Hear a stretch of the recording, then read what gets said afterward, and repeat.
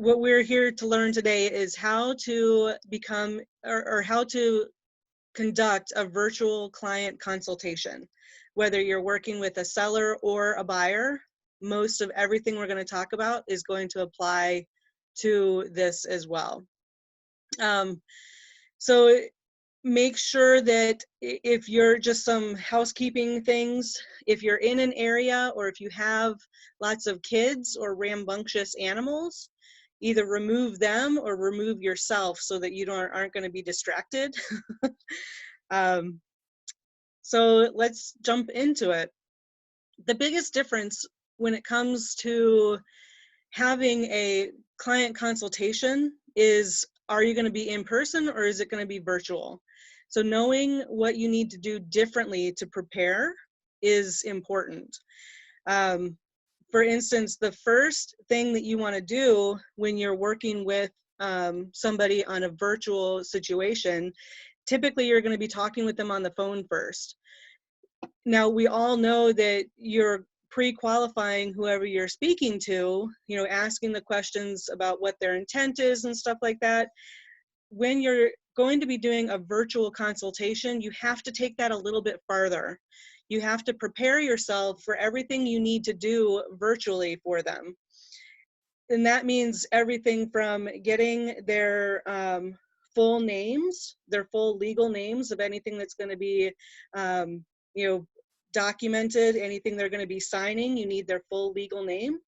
You need to know their phone number, their physical address. So even if you're meeting a buyer, you need a physical address for them before you have a virtual consultation. If they're going to be signing documentations, that you need that information on that form. And an email address, because again, it's a virtual consultation, so you need to be able to prepare all of your documents before you meet with them and have those ready to go in AuthentiSign. So you want to get all of that information before you meet with them in person or virtually on a computer. The next thing you need to verify is what kind of technology do they have access to? Are they only able to access using a smartphone? Do they have a computer that has a camera on it? You know, most laptops come with them, but not all of them do. And you want to make sure that they have the ability to communicate with you face to face. It's great to be able to have people to dial in and everything, but the whole point of the virtual consultation is so that you can still be face to face with them. So you need to make sure that they've got access to a webcam of some sort or a smartphone that they can use in this type of consultation. So verify that before your meeting, because you need that information to move forward with your consultation.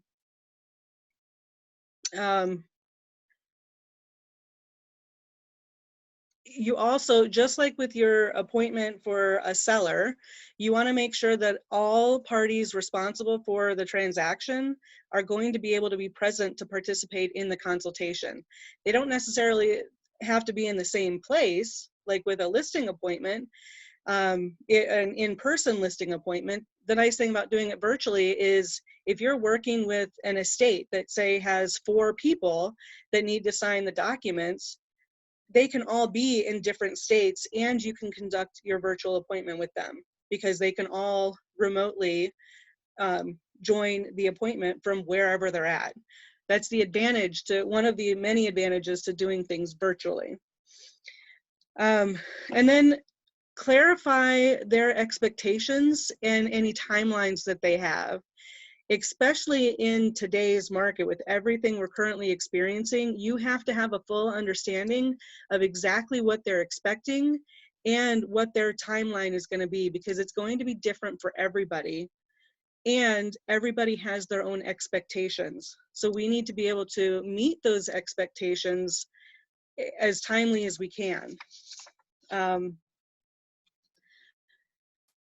Once you've got all of that information clarified and you're ready to set up an appointment, your first step is going to be to prepare yourself for that appointment.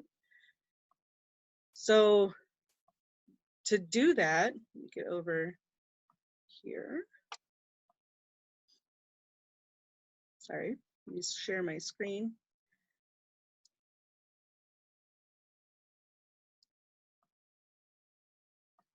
To be able to prepare for the appointment, you need, as an agent, to take all of the information that you gathered from your appointment and set up all of the documents that you're going to use during your consultation.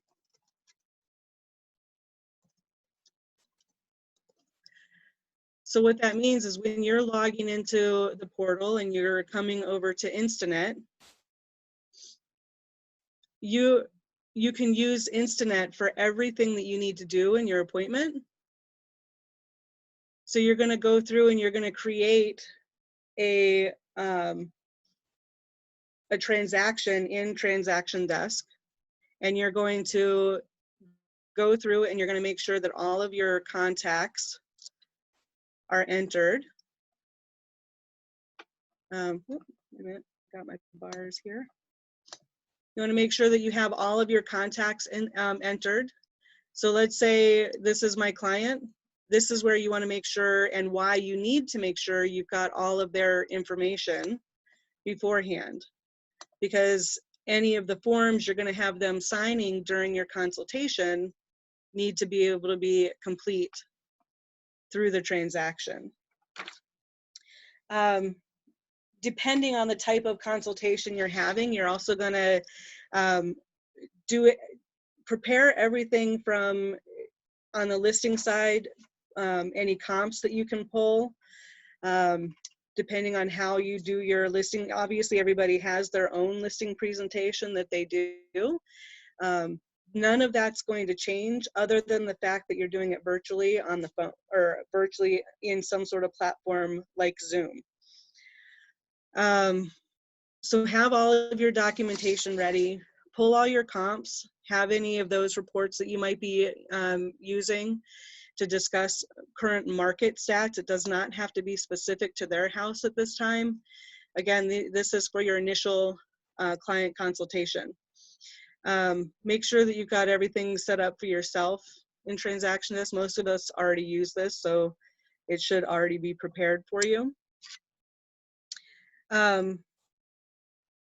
You want to make sure that any of your listing, so if you have a booklet or something that you normally would provide to a seller or a buyer, you can actually upload those directly into the Documents tab in Authentisign. So that way, when you open something, now I don't have my personal one in here, this is one from this property, but when you are in Authentisign, you can open these and you can review them with your client right here in Transaction Desk. So that way they can view any of your documents. So if this was my buyer consultation, I'm a buyer specialist, so I would normally have a buyer booklet that I would be able to provide to my buyer.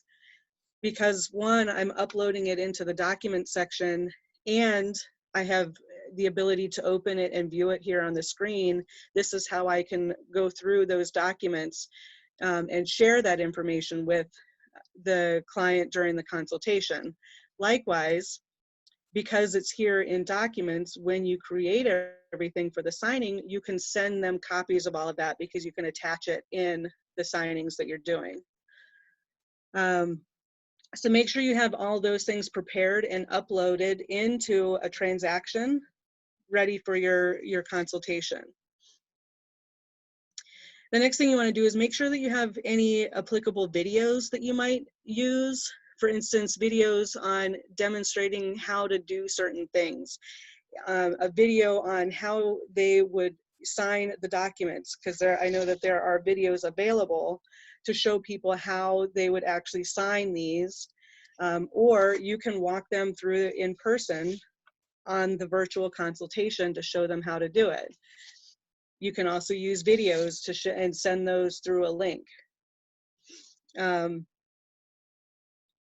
After you have all of your documents prepared for your virtual consultation, the next thing you're going to do is you're going to create your Zoom meeting. So you, as the agent, as Peter was saying earlier, should have your own Zoom account. So when I come over and I sign in, now that I've got my own account, all I have to do is select Google and sign in with my own name or my own Gmail account. And the first place it takes me to after I've created my account and set up my profile is to the meetings tab. So this is where you as the agent are going to create your meeting. So when I click on schedule a meeting, I can do whatever I need to here. So if the client, the fake name I had in my transaction desk was Joe Mama. So I could put Joe Mama consultation in here, and then I can enter whatever description I might want to put in here. And then I would select the date and time for the appointment. So let's say I'm going to meet Joe tomorrow at 10 a.m. That's the time for our virtual consultation. Again, this isn't something you would want to jump on right away. You want to prepare for this and let them know that you're going to send them an invitation for a virtual meeting, just like you would set up a meeting for that in-person meeting if you were going to meet him at a coffee shop or something. It's the exact same thing. You're just going to do it online. Keep in mind, for a basic account, Zoom is free for everybody to use. If you are doing a one-to-one appointment, meaning it's you and one other person, your meeting can be as long as you want it to be. However, if you have a basic account like I have, then if there's more than one person, so let's say you have an estate and one of the sellers is out of the state and the other one is here locally in Buffalo, and then there's you. That's now 3 people on the call. So your meeting will be limited to 40 minutes. You do have the option to upgrade your account and pay for more time or more, so that way you can host more participants at once. However, that's entirely up to you, and depending on your consultation, you may not need extra time. There are plenty of people who can do their buyer consultation, their listing consultation in less than 40 minutes. It's entirely up to you and the way you typically conduct your meetings with your clients. Double check that your time zone is set properly, and then you're going to make sure that your host and you, or that you as the host and your participant are able to have video, because again, that face-to-face makes all the difference of when you're meeting with somebody. And then you also want to make sure that audio is turned on for both as well in your settings. Once you've done that and then you hit save, this creates your meeting. And right here, the first thing that comes up is the ability to create an invitation to your client. So I use Google.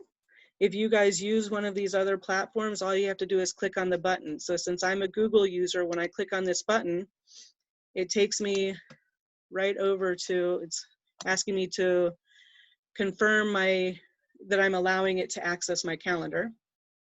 But it automatically opens a calendar event on Google Calendar so that you can create an invitation for your client and put it on your calendar and invite them. So again, it automatically brought over all of the details with the proper links. If I scroll down here, you can see in the description, it can say that I'm inviting them to the meeting. This is the link to get there.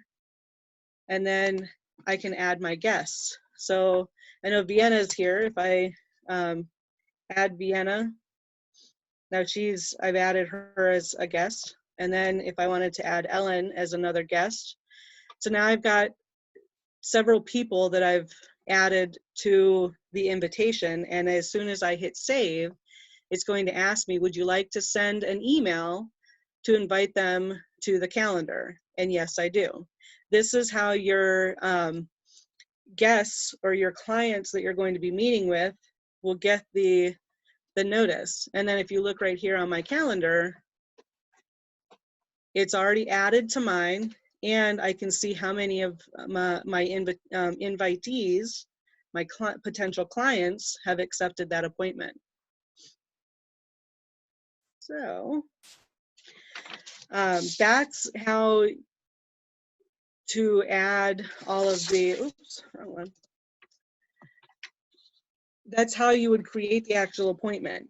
Now that you've sent them the invitation to your meeting, the next step would be going through and making sure that, one, because the first thing you did was verify the technology that they're going to be using to access the meeting, you need to make sure that you, as the agent, are familiar with explaining to them how to use the system. So you want to be able to explain to them how they turn on or off their camera so that you can see them face to face. You want to explain to them how they would need to mute or unmute themselves in the meeting. So familiarize yourself with that. If you don't already have a Zoom account, create one and then test it.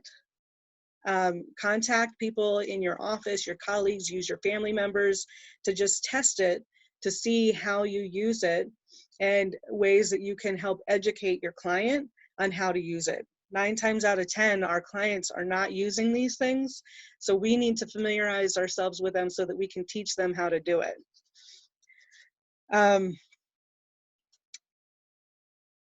That's the first step of the virtual appointment. Once everybody's accepted the invitation invite to the appointment, and now you're on the day of your appointment, the time of it, and you're logging in, you want to take that time to go through, to just take a couple minutes to go through and demonstrate how to use it on whatever device they're using.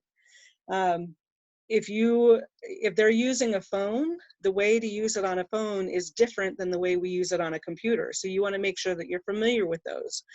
If you don't have access to an Android phone because you're an iPhone user, there are videos available to show you how to use them on different devices because there's different, this happened the other day in the class we taught the other day. I told people if you swiped one direction on your screen, it would, activate some of the other tools, either turning off the camera and stuff. So do not swipe right now. But if you're on a cell phone and you swipe, one direction of swiping will give you access to a microphone or the camera.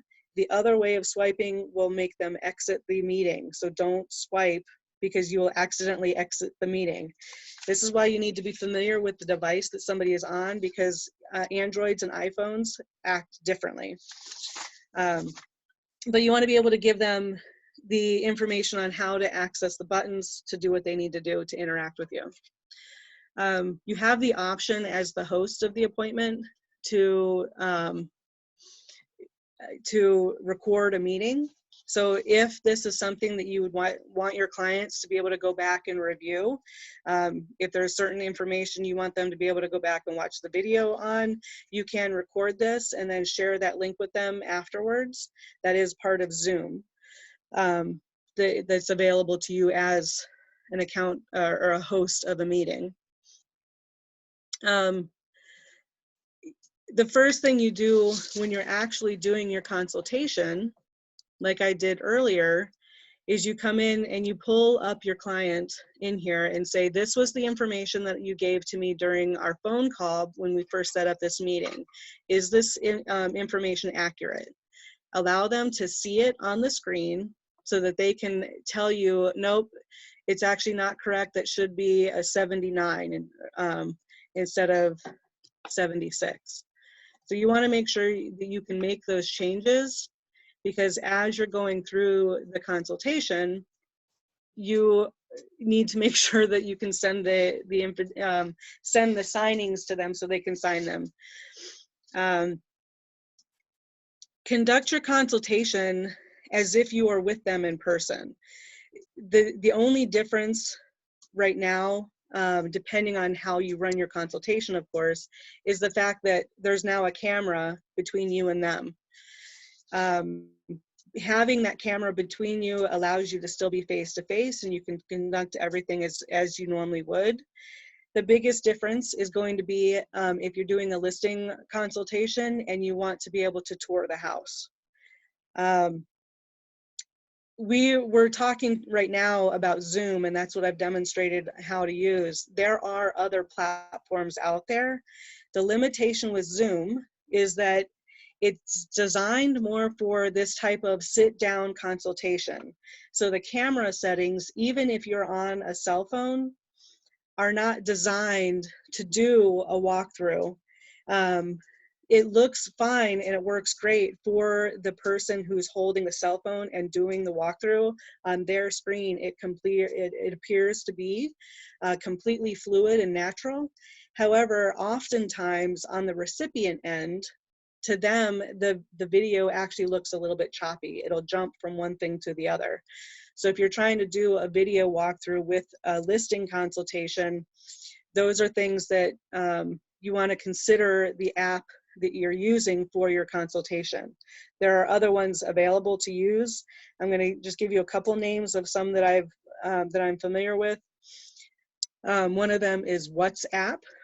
I've never used that one, but I know a lot of people who use it for this exact type of thing. The other one that I have used before is Google Meet, not Google Hangouts, Google Meet. There's two different ones. Google Hangouts is more of a social setting and not designed to be able to share the screen, and the video quality is typically a little bit lower than Google Meet. Google Meet, it has a higher quality video and does allow for, because it's designed for mobile use, just like WhatsApp is also designed for a mobile setting instead of a computer or a laptop like this. They're designed to allow more fluidity in their video stream. So keep that in mind when you're setting up your appointment, to make sure that, again, you're familiar with how to use whichever platform you're doing and how the video cameras will affect whatever type of consultation you're doing. After you've been able to review all of your documents or the forms that you might be using, for instance, I'm a buyer specialist, as I mentioned. So after I've explained how to use whatever tool we're using to have our meeting, obviously the first thing that I would do is go over the agency disclosure, okay? So I can show this to them, scroll through these documents and explain to them everything that I need to explain to them. Another cool feature about Zoom, some of the other apps do have this as well, but for instance, on Zoom, when you're the host of the meeting, I can actually draw on the screen. So as a buyer specialist, I would explain to my client, as a buyer specialist, I would be representing you in the transaction as a buyer's agent. Since I'm not a listing agent, and I'm not typically the agent who is on the seller's side of a transaction, there may be times that that some of the houses I'm going to show you are listed by agents in my office. When that's the case, I would be designated to represent you as the buyer, and then the listing agent would be designated to represent that seller. So again, these are things and conversations, things that you can do during your consultation. And then there's an eraser button or an undo button, so I can just delete those annotations from the screen.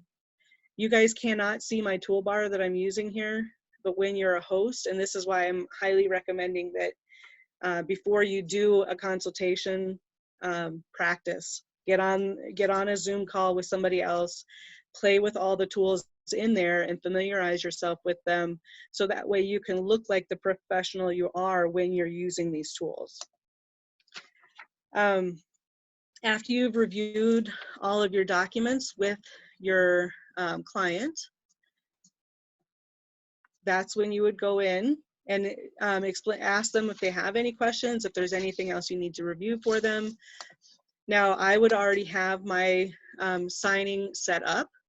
If you don't have it set up because you wanted to verify their contacts, that's fine. Just let them know that you're going to be sending them the documents for signature. And this way, now that you've completed your appointment with them, you can send them all the documents to sign. Then, now that that consultation is completed, you need to set the expectation, or explain to your clients what to expect next. How can we proceed from here? Obviously, in our market today, it's completely different than it was last month when I actually had 2 clients that I sold houses to virtually. You have to understand what's happening in the market and how that is going to affect our ability to do our jobs for us. So set those expectations for your clients and explain to them what to expect next. Are there any questions at this point? Peter, is there any? Okay. We had a couple of just minor things about, Laura had asked us about, can you show everyone how to do the split screen? And I said, I'd love to, but we're in the middle of a meeting and you can't really show that. So you and I should go offline after this. Okay. And maybe do like a screen record of what it looks like to manage some of those things. I could do it. You could do it, whatever you feel. We can discuss it after, but I think we can create a nice little video of how to just do some of the basics as a host, because I think that's something I should note out. That's about it though. Thank you. Okay. Yeah. And I think, like I said, familiarizing yourself with the platform and how to use the tools, that's actually the most important part when it comes to a virtual consultation. Understanding exactly how to use them, what you can do, and how it's going to benefit you when you're doing your presentation. Like knowing that there's even a pencil that you can use to circle things, to highlight those when you're having that consultation. You want to make sure that you're keeping people engaged. The hardest part about doing a consultation like this for me, or even teaching a class, for me, I like to be able to walk around a room and talk with people, interact with them, keep them engaged. So being able to see them face to face on this type of consultation, you can see who's paying attention. You can see by their facial expression. You can still read their body language, because if they're like, Vienna's laughing right now. Being able to see that, you can understand that people are engaged in the conversation and they're understanding what you're saying, right? That way, you can still, as soon as they start making a face that makes it look like they're confused, you can pause where you are during your consultation and say, is this something that needs further clarification? What can I do as the agent to make them, or help them better understand what you're talking about? Okay. Does anybody have any questions? Is there anything that I'm missing? Does everybody feel like you're prepared for a virtual consultation? Lori's muted. She's not, I mean, I hear you, I see you trying to talk, but I don't hear you. I think you've done a great job, All right. Marcia. Thank you, Laura. I do think, like I asked for Peter, because I mean, I'm techno savvy. I know how to do this, but I think there's a lot of people out there. Sure you do. Sure you do. Super helpful to show them how to use the tools, etc. on Zoom, because that's what's going to be important when we're meeting with our clients virtually. Yeah. Part of what we can do, and Peter and I can just have one where we're doing one side by side so that we can demonstrate those tools. Unfortunately, when you're the host of a meeting, just like you guys as the viewers, when I'm looking at you guys on the screen, I can only see your face. I cannot see any of the tools or the buttons, like the mute button on your screen. I can't see it. So any of the buttons available to us as the host, you guys can't see them. And that's by design of the app. So even when I share my screen with you, the only things that are visible are the actual, the window that I'm sharing in the app itself. The buttons are not visible unless, like right now, Peter's, you can notice in the top right-hand corner, if you're on a computer anyway, it says recording and there's a little red light. Peter's the one that's recording this, so Some of his tools will be visible in the meeting, but not everything will be. So we're going to have to do a separate way to record, like an independent screen record that's not part of Zoom, to be able to show those tools. And there are some of those videos available in Zoom. So when you're on the Zoom site, let me jump over there. Actually, I'll share my screen to show you. While you're doing that too, I would just point out to everybody when you're doing these virtual interactions to watch what you have open on top of your screen, because everybody can see what you're looking at. Yeah. And be careful what you're doing in front of the camera because people can see you. So just like you guys can't see if I'm wearing pants or not, but if I stood up, you would sure know if I was wearing pants or not. So those are things to keep in mind as well when you're hosting a meeting. Keep all of those things in mind when you're doing it. So all I did was when I was in Zoom, this after I was logged into my account, top right hand corner of this screen is a button called support, and that takes you to this page where it will actually go through. There's all these links here to help show you how to do certain things. So that way, and it's got these videos on joining a meeting, recording a meeting, scheduling the meeting. So everything I've gone over, these are all just little 1-minute videos to help you with it. So all of these it even has here a video for the meeting controls. So once you've created your account in Zoom, again, just hit the support button in the top right-hand corner, and they've got all these videos here. Likewise for transaction desk, if there's anything you're not familiar with how to do in here, when you go to the question mark in transaction desk, there's all kinds of help videos here as well. So pre-recorded webinars and videos on how to do things in transaction desk you might not already be familiar with. So great question though, Laura, I appreciate it. Any other questions, folks? I was going to say, somebody had asked, does it see the chat? If you record the event, there's actually in some of the settings on when you're logged in, there's a settings right there. Go to your settings just to your left. Oh, no, sorry. That's all right. One. Right there. There are like 50 or 75 settings in there. One of them is to record the chat session, and it creates a text file. So everything that everybody that was typing in the chat today will capture it. What it doesn't capture though is private message between people. So if Joe sends Fred a message, we would not be able to capture that. That's just between Fred and Joe, and that does not come across. So we won't see that. You can also turn that off so that people can't send private messages to each other, but we have it on just so you all can say hello and chat, because sometimes you don't want to take up the main chat with just saying hello to everybody, that kind of stuff. So, but typically you can shut that off or turn it on. So that's another feature. Okay. Any other questions?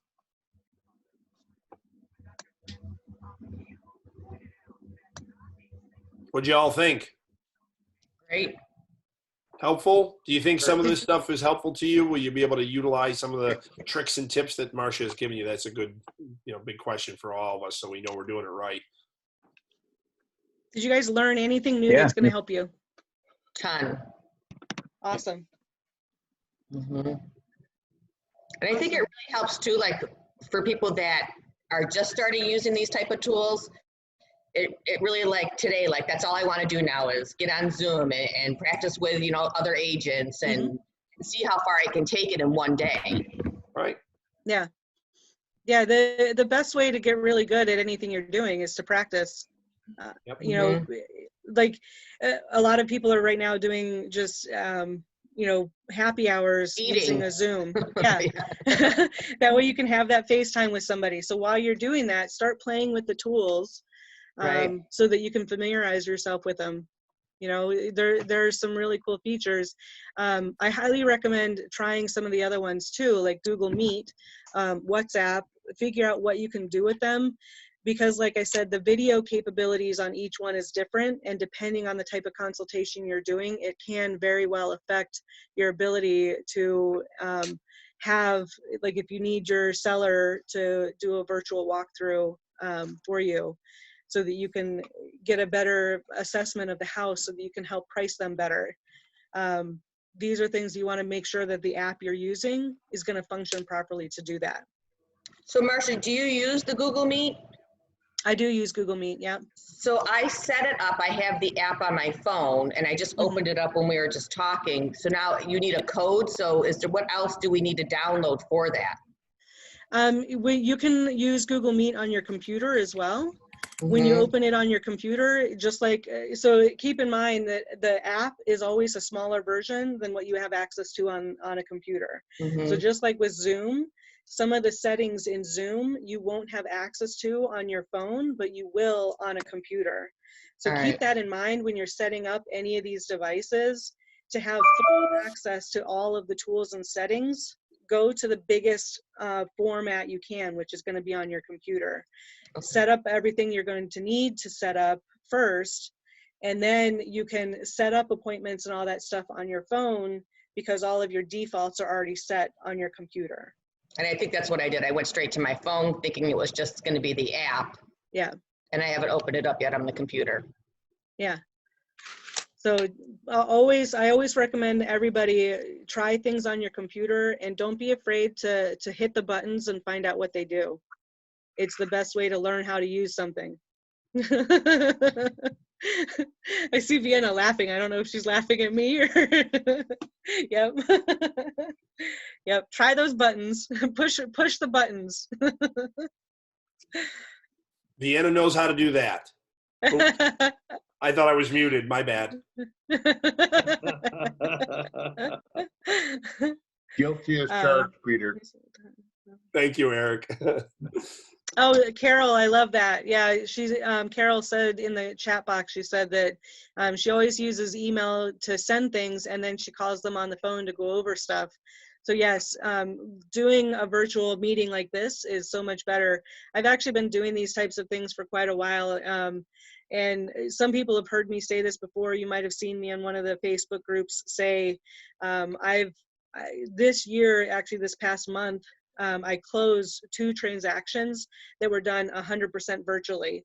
One of my clients was from Alabama, and he was moving back up here. So we did it all virtually. At the time, obviously, I could still go to the property, which I don't want to get into all that stuff now, but I went to the property and I used FaceTime to show the house to him. You know, we were able to do virtual consultations. He could see the house. I'm fortunate that I own a 360 degree, an Insta 360 camera, which is a 360 degree. It creates the VR videos, so that I could take those of the house too. I could walk through the house with that camera and do a virtual tour, literally, so that he could put on VR goggles and actually look around as he was walking through the house. That is the most realistic way to share a video with somebody so that they can see the property. Matterport's the second best option in my opinion. And one of the properties that my client is actually getting early occupancy on a house today, she was another one. She contacted me through one of our YouTube videos and said, hey, I loved your video and I want to move to Buffalo and I want to hire you as my buyer specialist. So, because that's one of the videos we had about the difference between a real estate agent and a buyer specialist. So she used the terminology I had in my own videos to say, this is why I'm hiring you. And like I said, she's taking early occupancy today on her property. Again, everything was done completely virtually, even the home inspection for her. We did through FaceTime, and I did the final walkthrough as a FaceTime video with her as well. So neither one of these people saw their house until the day they closed on it. Well, for her, the day she's moving in, which is today. So, any other questions, guys? The virtual 360 tool you have, you said you have a camera for that? Yep. A long time ago, I had asked my son, because he's got that virtual tour thing, if there was any way we could take that camera and do something like that. We never went any further with that. But are you saying that what you're using, if somebody has that computer game at home or those tools at home to put on those goggles, yours would actually work with that? Yes. Yep.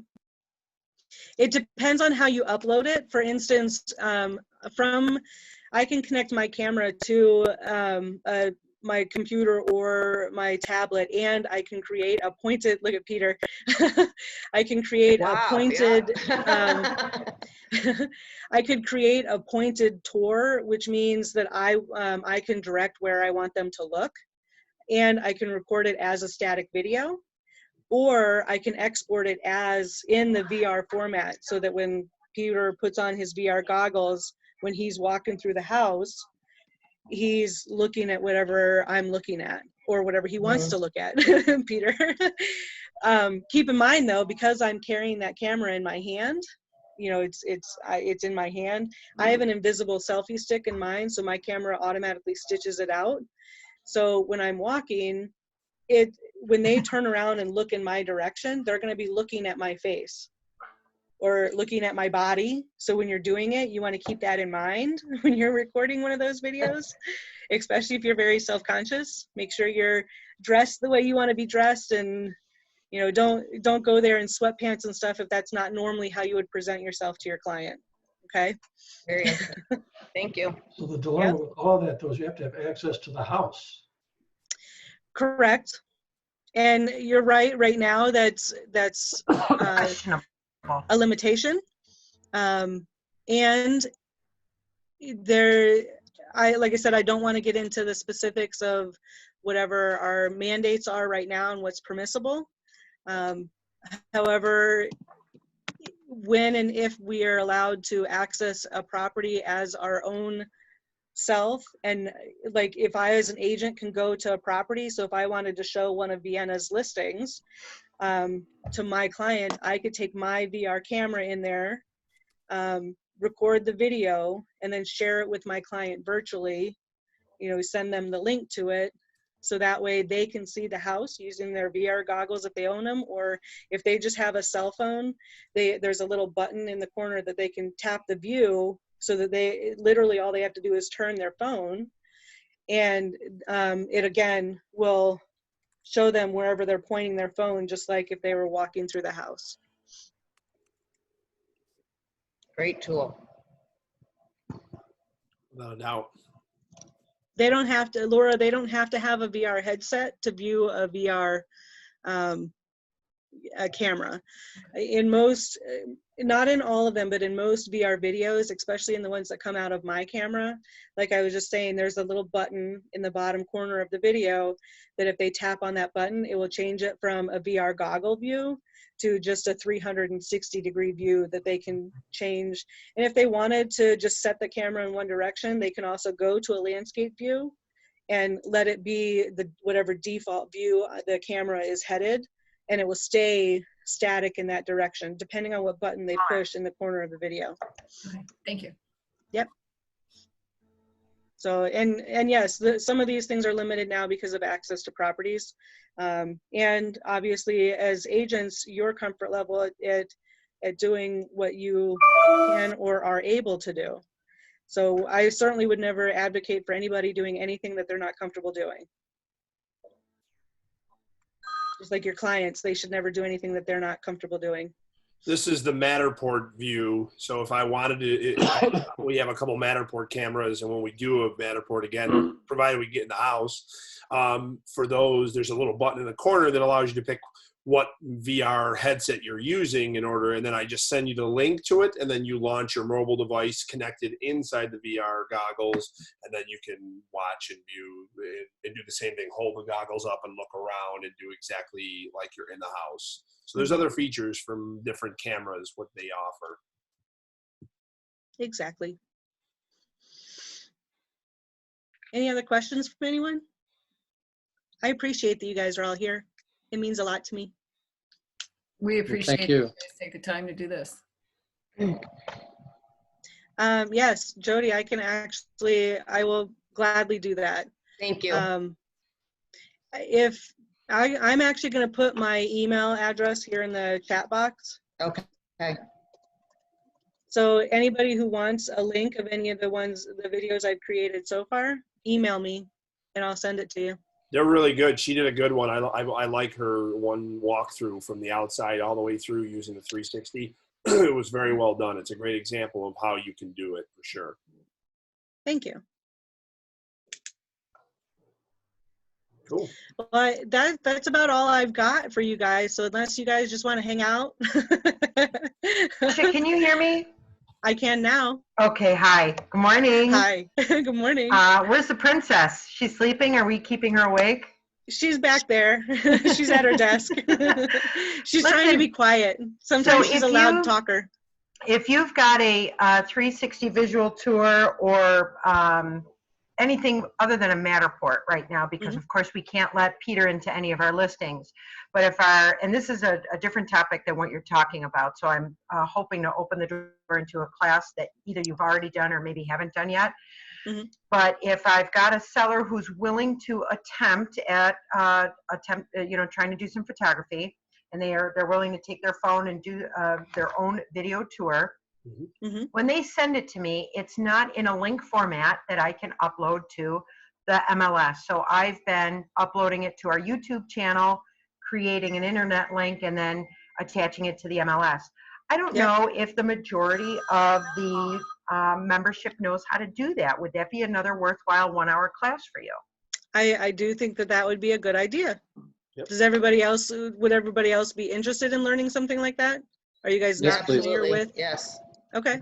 Yeah. I'd be open to other options because right now I'm only familiar with an iPhone. So you make a beautiful point during this class that you have to be familiar with other devices. Yeah. I've never used an Android. I have no idea how to. I'm fortunate. So Ellen's an iPhone user and I'm an Android user. Okay. So we have many generations of iPhones and I have many generations of Android phones. So I'm able myself, because I'm a nerd, I'm able to test things as I'm doing them on multiple devices to see how they look. So that's why I know that other people are not familiar with other devices, and it's something that we have to be cognizant of, especially if we're trying to do a virtual consultation, is we have to know what they're using so that we can help guide them if there's problems. So yeah. Awesome. I'm certainly open to, and I think another class that might be helpful, and one that I'm working on drafting stuff for now, is how to do a virtual open house, even when I'm just sitting here at my house, and using tools such as pictures and videos that listings currently have available on their listing, so that you can host an open house. So. All right. Well, thanks again for joining us this morning. I appreciate you all. We appreciate you. Have a good day. Thank you. You guys have a great day. And like I said, email me if you want a link to any of the stuff that we've already created for some of our listings. I'm happy to share them. Marcia, is that on YouTube? I do have some YouTube videos, but some of the VR stuff is not on YouTube. Those are on the link that comes from my camera. It is a website though. Okay, and I have some ideas about your person who's moving in, so can you call me after this? Yeah, absolutely. Thank you. Thanks.